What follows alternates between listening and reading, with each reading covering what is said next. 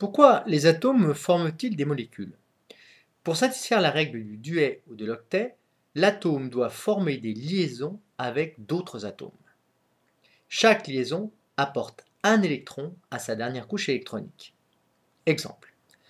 Un atome appartenant à un élément de la cinquième colonne du tableau simplifié possède 5 électrons sur sa couche externe. Il aura besoin de 3 liaisons avec d'autres atomes. Chaque liaison lui apporte un électron. Il possédera alors 5 plus 3 égale 8 électrons sur sa dernière couche. La règle de l'octet est respectée. Prenons un autre exemple. Les éléments de la quatrième colonne possèdent 4 électrons sur leur dernière couche, comme le carbone et le silicium. Ils vont avoir besoin de 4 liaisons dans la molécule. Chaque liaison va lui apporter un électron. 1 fois 4, ça fait 4. 4 plus 4, ça fait 8. 8 électrons. La règle de l'octet est respectée. Exemple de formule brune de molécule, eh bien on a CCl4, un carbone lié avec 4 atomes de chlore. Pour les éléments de la cinquième colonne, ils possèdent 5 électrons sur leur dernière couche. Ils ont besoin de 3 liaisons covalentes. Donc par exemple, pour l'azote, N, il va former la molécule NH3. Un atome d'azote lié à 3 atomes d'hydrogène.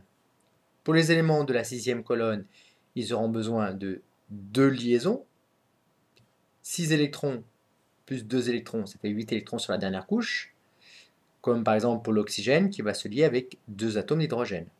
Et les halogènes, septième colonne, comme le fluor, le chlore ou le brome, eh bien, ils ont 7 électrons sur la dernière couche, ils ont besoin d'un autre électron, donc une liaison, 7 plus 1 égale 8.